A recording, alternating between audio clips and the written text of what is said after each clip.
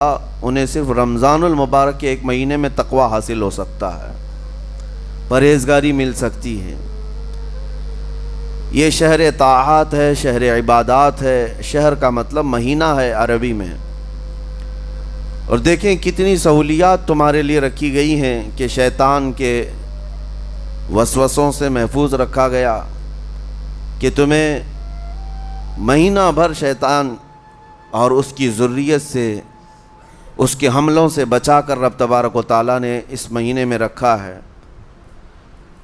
تو اب میرے عزیزو، تھوڑی سی محنت کی ضرورت ہوتی ہے تاکہ ہمارا دل پاک ہو جائے۔ تھوڑی سی اور محنت اس میں کر لی جائے تو انسان کا باطن پاک ہو جائے۔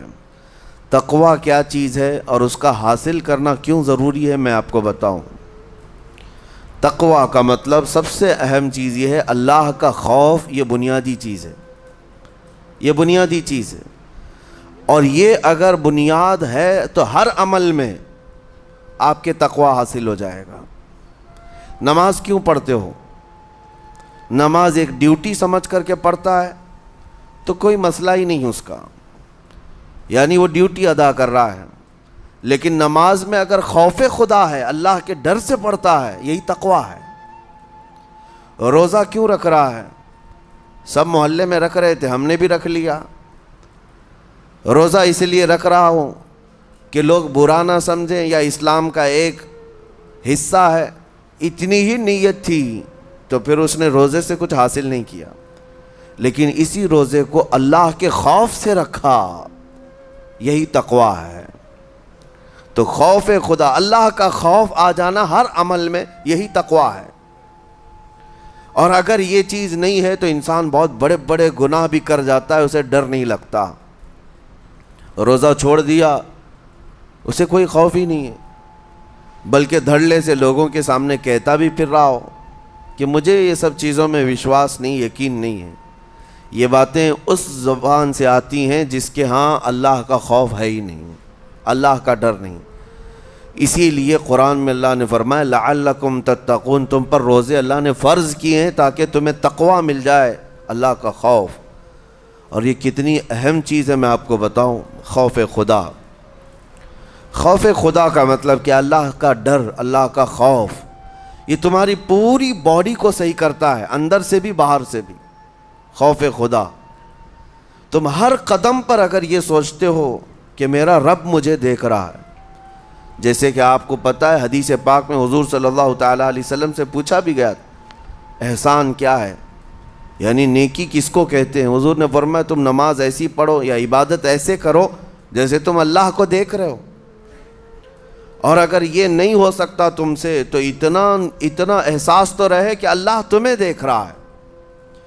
تو ہر عمل میں تمہارے یہ سوچ آئے کہ مجھے میرا رب دیکھ رہا ہے، تمہارے قدم سنبھل جائیں گے۔ آج آپ مسجد میں بیٹھے ہیں، ادب سے بیٹھے ہیں، حالانکہ ایک آدھے گھنٹے کے بعد جسم کو پھیلنے کی حاجت ہونے لگتی ہے، تھوڑا پیر پھیلا لوں، پیٹھ کو ٹیک دے دوں، نہیں کرتے آپ، اس لیے کہ آپ کو احساس ہے کہ امام صاحب دیکھ رہے ہیں، مفتی صاحب دیکھ رہے ہیں، یا پھر مجمع میں لوگ دیکھ رہے ہیں۔ تو یہاں پر ہمارے دیکھنے کے احساس سے آپ کے پیر نہیں پھیلتے ہیں، آپ پھیل کے نہیں بیٹھتے۔ تو ہم میاں نہ سزا دینے والے نہ جزا دینے والے ہیں۔ یہی احساس اگر اللہ کے دیکھنے کا ہو جائے کہ میرا رب مجھے دیکھ رہا ہے، تو پھر آپ کو کسی نگرانی کی ضرورت نہیں، کہیں کسی سی سی ٹی وی کی ضرورت نہیں۔ اللہ کا خوف اگر بندے کے دل میں آ جائے، وہ ہر لمحے، ہر گھڑی، ہر علاقے میں محفوظ رہتا ہے، اپنے آپ کو محفوظ رکھتا ہے۔ میرے عزیزو، 4 سال کی عمر ہے امام اہل سنت فاضل بریلوی رحمۃ اللہ علیہ، امام محمد رضا خان رحمۃ اللہ علیہ، 4 سال کی عمر میں روزہ رکھ لیا۔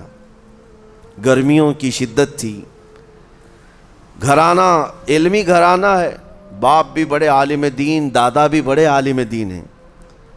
4 سال کی عمر میں روزہ تو رکھ لیا، اور جب تھوڑی دوپہر ڈھل گئی، اچھوں کی حالت دھوپ کے دنوں میں خراب ہونے لگتی ہے، تو شام ہونے کو قریب تھی کہ ایک کمرے کے اندر دادا محترم نے پوتے کو بند کر دیا اور کچھ پھل فروٹ ساری چیزیں اندر رکھ کر کے دروازہ باہر سے بند کر لیا. کہا بیٹا کھا لینا، میں کسی کو بتاؤں گا نہیں، کسی کو نہیں بولوں گا. 4 سال کی عمر ہے، تمہارا روزہ بھی رہے گا، کھا کر کے تھوڑا پیٹ ہلکا کر لینا. تو یہ دروازہ بند کر کے دادا محترم چلے گئے. کافی دیر کے بعد دروازہ کھلا تو وہ پھل فروٹ ویسے کے ویسے ہیں، بچہ ویسے ہی بیٹھا ہوا ہے. امام احمد رضا رحمۃ اللہ تعالیٰ علیہ، 4 سال کی عمر کی بات کر رہا ہوں. دادا نے آ کر پوچھا بیٹا کھائے نہیں؟ دروازہ بند کر لیا تھا. تو 4 سال کی عمر میں مولانا امام احمد رضا کہنے لگے کھا تو لیتا لیکن ہر گھڑی میرا مولا تو دیکھ رہا ہے، جس کے لیے روزہ رکھا وہ تو دیکھ رہا ہے. یہ ہے تقویٰ، یہ ہے خوف خدا، کہ اگر یہ کسی کے دل میں بیٹھ جائے، اسے لوگوں کو دکھانے کی یا لوگوں کے اسے دیکھنے کی کوئی ضرورت ہی نہیں. میرے عزیزو، تقویٰ حاصل کرنے کا یہ اتنا بہترین راستہ ہے، اتنا بہترین راستہ ہے. آپ روزہ ہیں، کس کو پتہ ہے؟ میں روزہ ہوں، کس کو پتہ ہے؟ یہ راز ہے میرے اور اللہ کے درمیان. آپ روزہ ہیں، یہ راز ہے آپ کے اور اللہ کے درمیان. بہت سارے موقع آپ کے پاس ہیں دن بھر میں، فجر سے لے کر عصر تک. کئی مرتبہ وضو میں جانا پڑتا ہے، باضابطہ آپ کلی کر رہے ہیں، آدھا نگل جاتے، کس کو خبر ہے؟ یا کہیں چھپ کر کے کوئی ہلکی سی چیز چبا لیتے، کس کو خبر ہے؟ اس لیے کہ یہ اندرونی معاملہ ہے، راز ہے. آپ کھا رہے ہیں پی رہے ہیں یا نہیں کھا رہے ہیں نہیں پی رہے ہیں، یہ کوئی دوسرا نہیں کہہ سکتا. آپ کے اور آپ کے اللہ کے درمیان یہ راز ہے. اور آپ بچے ہوئے ہیں، حلق سوکھا ہے شام کے وقت میں اور پیٹ بھی پیٹ سے لگنے آ جاتی ہے. کام کرنے والے جانتے ہیں کہ شام ہوتے ہی روزے کا اثر کس قدر ظاہر ہوتا ہے. کام کرنے والوں کو زیادہ اثر پڑتا ہے، اے سی میں سونے والوں کو روزہ کہاں پتہ چلتا ہے. لیکن اس وقت بھی وہ نہ پانی کا ایک قطرہ حلق میں ڈالنا چاہتا ہے، نہ کوئی چیز چھپ کر کے چبانا چاہتا ہے.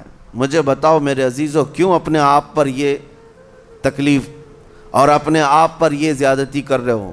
آپ کو اندازہ ہوتا ہے یہ میں زیادتی نہیں کر رہا، نہ ہی اپنے آپ کو تکلیف میں ڈال رہا ہوں، یہ میرے رب کی رضا ہے، میں اسی پر قائم ہوں.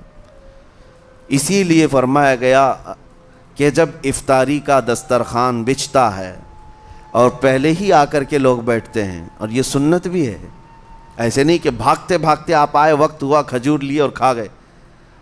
افطاری کے وقت سے تھوڑی دیر پہلے بیٹھ جاؤ. تمہارے دسترخوان پر نعمتیں رکھی ہوئی ہیں، پھل بھی ہیں، میوہ جات بھی ہیں، کچھ کھانے پینے کی چیزیں بھی ہیں، ٹھنڈا شربت بھی ہے، دیکھتے ہوئے بیٹھے ہیں آپ، لیکن ہاتھ نہیں لگاتے ہیں. انتظار ہے وقت کا کہ ادھر سورج کے غروب ہونا ہے اور میری افطار ہونی ہے. اعلان سنتے ہیں، اذان سنتے ہیں، اس کے بعد آپ اٹھاتے ہیں، لیکن اتنی دیر تک آپ خاموش بیٹھے ہیں دسترخوان کے پاس، سارے لوگ دیکھتے رہتے. یہ وہ منظر ہے جس کو فرمایا گیا رب ذوالجلال بھی اپنے بندوں کو دیکھ رہا ہے. رب تبارک و تعالیٰ بھی دیکھ رہا ہے اپنے بندوں کو، اور سارے فرشتوں کو بلا کر میرا مولا اعلان فرماتا ہے یہ میرے بندے ہیں، دیکھو یہ شام کا وقت ہے، ان کے حلق سوکھ چکے ہیں، ان کے پیٹ میں بھوک کی شدت ہے اور ان کے سامنے اچھی نعمتیں پڑی ہوئی ہیں. اے فرشتوں دیکھو میرے ان بندوں میں سے کوئی بھی ان نعمتوں کو ہاتھ نہیں لگاتا، یہ صرف اور صرف میرے لیے بھوکے اور پیاسے ہیں. اور فرشتوں سے اللہ فرماتا ہے تم گواہ ہو جاؤ، ان کی حلق تر ہونے سے پہلے ان کے لیے میں نے جنت لکھ دیا.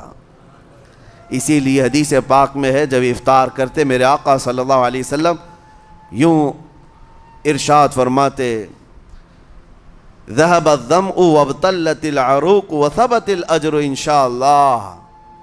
پیاس بجھ گئی، رگیں ٹھنڈی ہو گئی اور اجر اللہ کے ہاں پکا ہو گیا. یہ حضور پاک ہر افطار میں عرض کرتے تھے. میں آپ کو یہ عرض کر رہا ہوں کہ یہ چھپی ہوئی چیز، اسی کا نام تقویٰ ہے. آپ صرف اور صرف بچے ہیں اللہ کے خوف سے.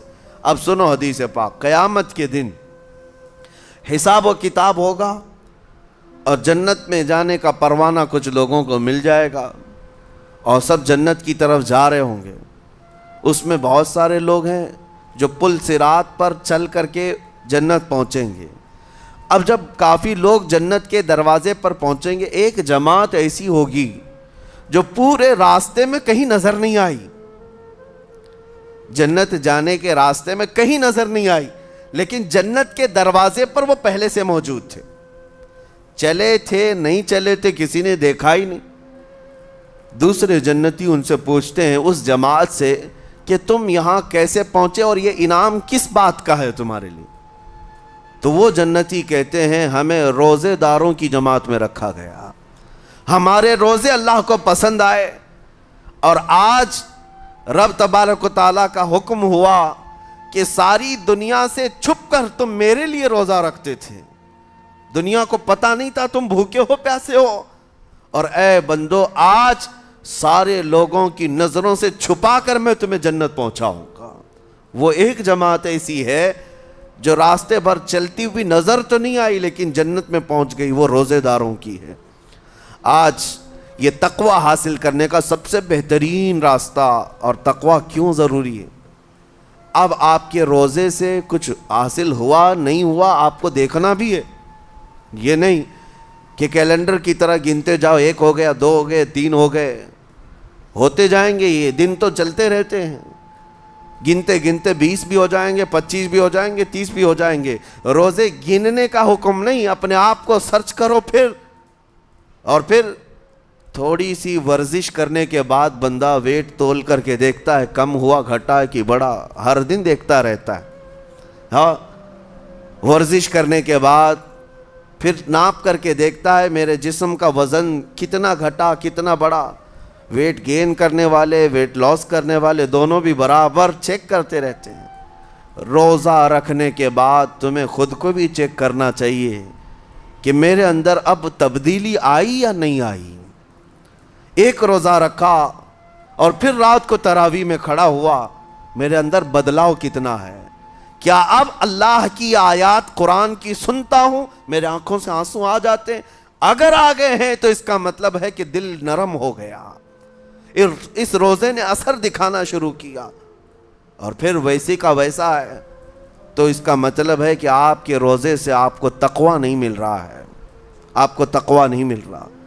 خوف خدا جب آتا ہے تو انسان کا دل موم ہو جاتا، نرم ہو جاتا ہے، اور اللہ کے عذابات سے، جہنم کے خوف سے، قبر کی سختیوں سے وہ رو پڑتا ہے، اس کی آنکھیں بہنے لگ جاتی ہیں، اور جب دل سخت ہوتا ہے پتھر کی طرح تو اسے نہ اللہ کی آیتیں رلاتی ہیں نہ آخرت کا تصور اسے ہلاتا ہے۔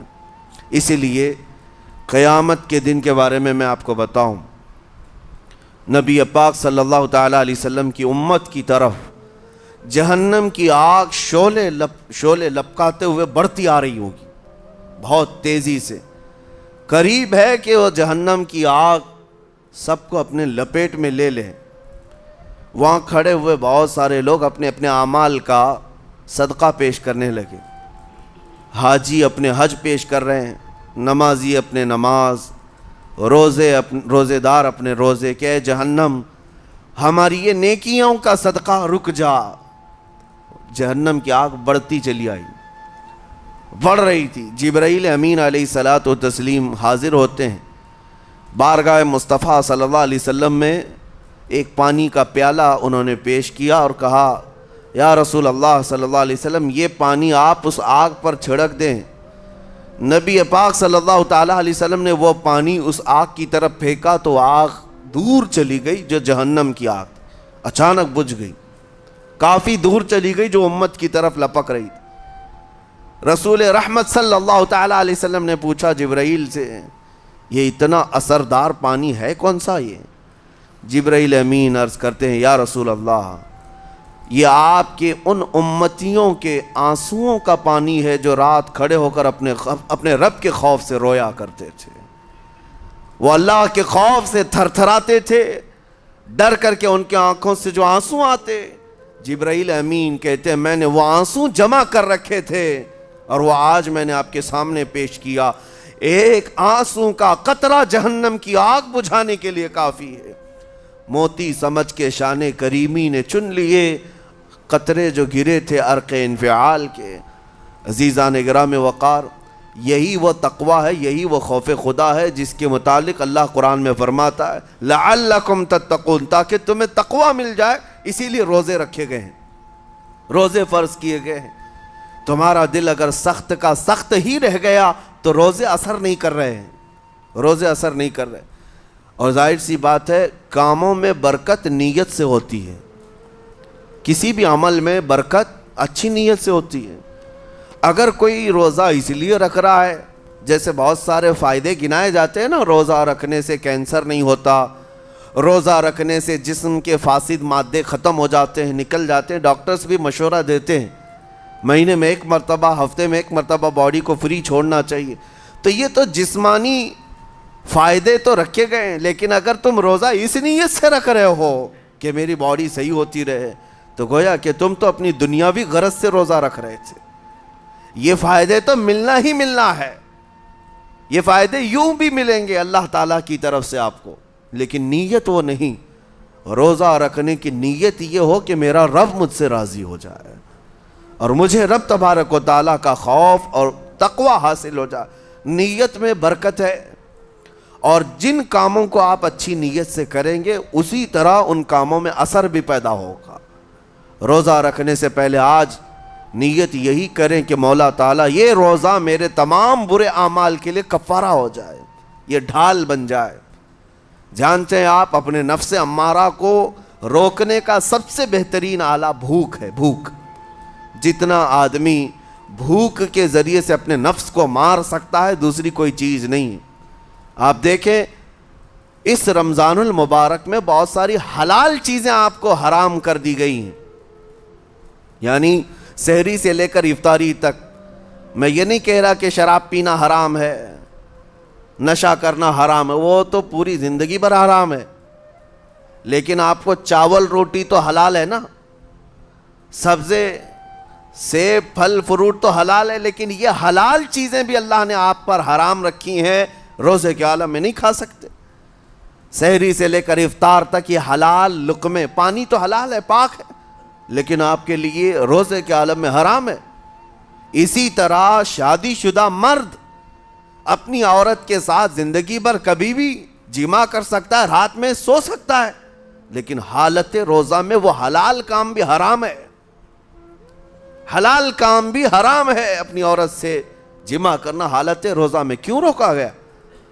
کھانا پینا بھی حلال تھا، عورتوں کے ساتھ شباشی بھی حلال تھی، لیکن روزے کے عالم میں ان حلال چیزوں کو روکا گیا۔ تو آپ سوچ سکتے ہیں اس چیز کو، سوچ سکتے؟ وجہ یہ ہے کہ حلال چیزوں سے آپ کو روک کر بڑے حرام چیزوں سے بچانا مقصود ہے۔ آج اگر اپنے آپ میں اتنا کنٹرول کر لے جاؤ کہ چند حلال چیزوں سے دن بھر بچ سکتے ہو، انشاءاللہ رمضان کے بعد بڑی حرام چیزوں سے بھی اللہ آپ کو محفوظ رکھے گا۔ میرے عزیزو، برا ہے ان لوگوں کا جن کو میرے آقا صلی اللہ تعالیٰ علیہ وسلم نے دعائے ہلاکت فرمائی۔ اس سے بدنصیب کوئی ہو سکتا ہے؟ جن کے لیے رسول رحمت صلی اللہ تعالیٰ علیہ وسلم کی دعائے ہلاکت ہوئی ہو۔ حضور صلی اللہ تعالیٰ علیہ وسلم ایک دن مسجد نبوی شریف میں تشریف لے جا رہے تھے، منبر پر آپ نے قدم رکھا، آمین کہا، پھر دوسرے زینے پر قدم رکھا، آمین کہا، تیسرے زینے پر قدم رکھا، آمین کہا۔ خطبہ مکمل کیا، صحابہ نے پوچھا یا رسول اللہ صلی اللہ علیہ وسلم ہر زینے پر آپ قدم رکھتے ہوئے آمین کس لیے کہہ رہے تھے؟ سنو، رسول پاک صلی اللہ علیہ وسلم ارشاد فرماتے ہیں کہ میں جب پہلے زینے پر قدم رکھا تو سید الملائکہ جبرائیل امین آئے اور دعا کرنے لگے۔ کیا دعا کیا؟ یوں کہا، یا رسول اللہ صلی اللہ علیہ وسلم وہ شخص ہلاک و برباد ہو جائے جو آپ کا نام سنے اور پھر اس کے بعد درود نہ بھیجے۔ حضور فرماتے میں نے آمین کہا۔ حضور کا نام سنتے ہی آپ کی زبانوں پر درود آ جانا چاہیے۔ اللہم صلی علی سیدنا محمد وآلہ وصحبہ وبارک وسلم۔ میرے آقا فرماتے ہیں دوسرے زینے پر قدم رکھا تو جبرائیل امین نے یوں کہا، یا رسول اللہ صلی اللہ علیہ وسلم، وہ شخص ہلاک و برباد ہو جائے جو زندگی میں اپنے ماں اور باپ میں سے کسی ایک کے بڑھاپے کو پایا اور ان کی خدمت کر کے جنت نہیں حاصل کر سکا بلکہ ان کو ایسے ہی چھوڑے رکھا، ایسا شخص برباد ہو جائے۔ حضور فرماتے میں نے آمین کہا۔ پھر جبرائیل امین نے کہا، تیسرے زینے پر قدم رکھتے ہی میرے آقا فرماتے ہیں جبرائیل نے یوں دعا کی کہ اے اللہ کے رسول، وہ شخص ہلاک و برباد ہو جائے جو رمضان کا مہینہ پایا لیکن اس کا ادب نہیں کر سکا، اس کا احترام نہیں کر سکا۔ حضور فرماتے میں نے اس پر بھی آمین کہا۔ جس کی ہلاکت کے لیے جبرائیل امین دعا کر رہے ہوں اور اس دعا پر سید الانبیاء آمین کہہ رہے ہوں، ایسے شخص کی بربادی کا کیا انجام ہو سکتا ہے؟ وہ کتنا بد نصیب ہوگا۔ اسی لیے میرے عزیزوں، مسلمانوں میں یہ رواج ہی نہیں ہونا چاہیے کہ اٹھ کر کے پوچھتے رہیں روزہ ہے کہ نہیں ہے، روزہ ہے کہ نہیں ہے۔ مسلمان ہے تو روزہ ہے، اور یہ کوئی آپشنلی عبادت نہیں ہے کہ 4 رکھ لیا 2 نہیں رکھا، آپشنلی نہیں، یہ فرض عین ہے۔ ایک روزے کو چھوڑنے کا گناہ فرمایا گیا 600 سال تک اسے دوزخ میں رکھا جائے گا، 600 سال تک۔ یہ معمولی چیز نہیں ہے، اور جن کے پچھلے روزے قضا ہو چکے ہیں معاف نہیں ہوں گے۔ تھپڑ مار لیں گال پہ، توبہ توبہ کر لیں، معاف نہیں ہوں گے۔ توبہ تو کرنے کے ساتھ ساتھ قضا بھی کرنا ہوگا۔ جب موقع ملے سال بھر میں اپنے چھوٹے ہوئے روزوں کو واپس کرنا ہے۔ اس کی اہمیت میں آپ کو بتا دوں، ایک روزہ اگر جان بوجھ کر کے کسی نے توڑا یا چھوڑا تو جانتے ہیں اس کا کفارہ کیا ہے؟ اس کا کفارہ یہ ہے کہ اس کے بدلے میں دوسرے دنوں میں 60 روزے کنٹینیو رکھے۔ رمضان کا ایک روزہ پورا کرنے کے لیے 60 روزے رکھنے پڑ جائیں گے۔ ہاں، اگر کسی عذر کی وجہ سے، کسی تکلیف کی وجہ سے چھوڑا تھا، بیمار تھا یا سفر میں تھا یا تکلیف کی شدت تھی، اس وجہ سے روزہ چھوڑا تھا، تو اس کے بدلے میں ایک روزے کی قضا ایک ہی روزہ ہوگی۔ لیکن بغیر کسی عذر کے، شہوت کی وجہ سے، نفس پرستی کی وجہ سے توڑا تھا یا چھوڑا تھا تو پھر 60 روزے رکھنے پڑ جائیں گے۔ اس سے اندازہ ہوتا ہے کہ ایک روزے کی اہمیت کیا ہے رمضان کے۔ اسی لیے میرے عزیزو، یہ روزے آسان ہیں، روزے آسان ہیں، اس کو رکھ لو، اس کی جزا بہت بڑی ہے، اس کی جزا بہت بڑی۔ ویسے بھی آپ دوسرے دنوں میں لیٹ ناشتہ کرنے کے بھی عادی ہیں۔ ممبئی والوں کا تو حال یہی ہے، 12 بجے کے بعد 1 بجے 2 بجے تو ان کے ناشتے ہوتے ہیں، دوپہر کا کھانا تو شام 5 بجے ہو رہا ہوتا ہے۔ بس وہ ناشتہ سکپ کرنا ہے، دوپہر کے کھانے جو آپ کے ہوتے ہیں اس سے اور تھوڑا ایکسٹینڈ کر لیں تو افطاری کا وقت آ جاتا ہے۔ کوئی بہت بڑی دقت کی بات نہیں، کوئی بہت بڑے بوجھ کی بات نہیں، آسان ہے۔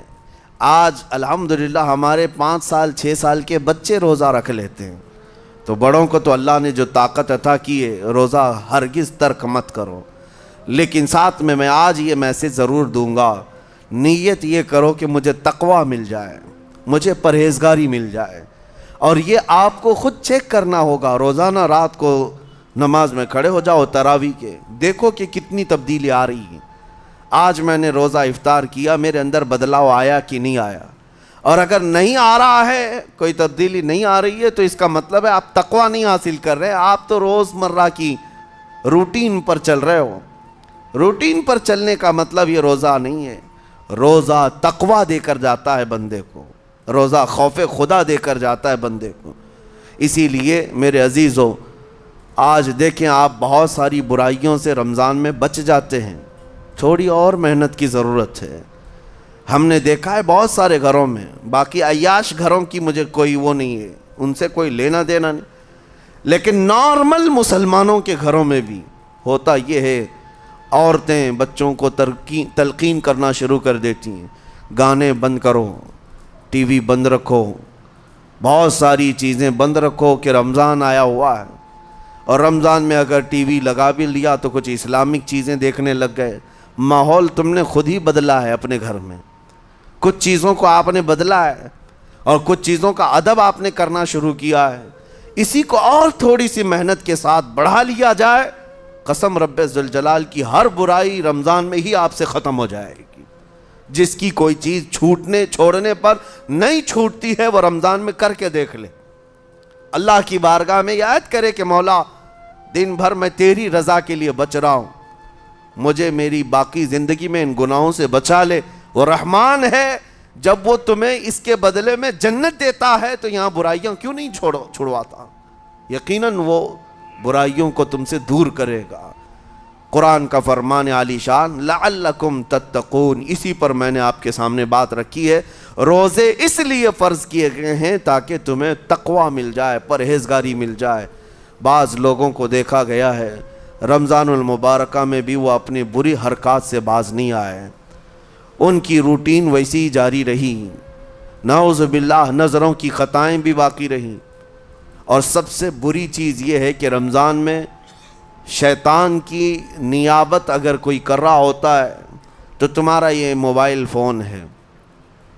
अक्सर लोग ये समझते हैं कि इस मोबाइल फ़ोन को हम इस्तेमाल करते हैं ताकि टाइम पास हो जाए, रोज़ा का वक्त करीब आ जाए। इस टाइम पास के चक्कर में तुम क्या क्या देखते रह जाते हो और कहाँ तक ये चीज़ें पहुँचाती हैं तुम्हें अंदाज़ा भी नहीं होता, एहसास भी नहीं होता। तो तुम्हारी रही सही इबादत को भी ये हज़म कर जाता है, खा जाता है। इसके इस्तेमाल पर अगर कंट्रोल है तो खूब इस्तेमाल करो, लेकिन कंट्रोल नहीं है तो है नौजवानों इसका भी रोज़ा रखो। इस इंटरनेट की बलाओं से महफूज हो जाओ, इसलिए कि बहुतों को मैंने देखा है उनके दिन भर और रात भर रमज़ान में सोशल नेटवर्क्स पर मसरूफ़ियत वैसी की वैसी है जैसे दूसरे दिनों में थी। वो रात भर चैटिंग में भी मसरूफ़ हैं, एक दूसरे को इधर उधर भेजने में भी मसरूफ़ हैं। सारी चीज़ें जूं की तूं चल रही हैं। तो तुम्हारे मोबाइल ने तुम्हें तक़वे से बहुत दूर रखा है, तुम्हें रब ताला के करीब होने नहीं देता। अपने आप को बदल लो। जाहिर सी बात है ये सख्त चीज़ है, अगर कोशिश करोगे तो बच जाओगे। और तक़वा इतनी आसानी से तो नहीं मिलता, अपने आप को स्ट्रगल करो, इंशाअल्लाह अज़ीज़ दिल पाक हो जाएगा। फिर आपको अपनी ज़िंदगी के अंदर जो उजाले नज़र आएंगे वो खुद आप महसूस करेंगे, आप महसूस करेंगे। गुनाहों के अंधेरों ने दिल पर ऐसी कालिक रखी है कि आपको कुछ भी यहाँ पर समझ में नहीं आता। वरना नमाज़ों का लुत्फ़ ऐसा है, कुरान का मज़ा ऐसा है, जिसे ये लग जाए दुनिया की कोई नेमत उसके सामने हेच नज़र आती है, कोई चीज़ उसे अच्छी नहीं लगती। लेकिन कब? जब उसे तक़वे का उजाला हासिल हो जाए। मेरे अजीज़, अल्लाह करीम की बारगाह में दुआ गो हूँ, मौला कदीर व जब्बार हम सबको तक़वा व परहेज़गारी अता फरमाए, और हम सब के रोज़ों से अल्लाह ताला हमें परहेज़गारी अता फरमाए। इन रोज़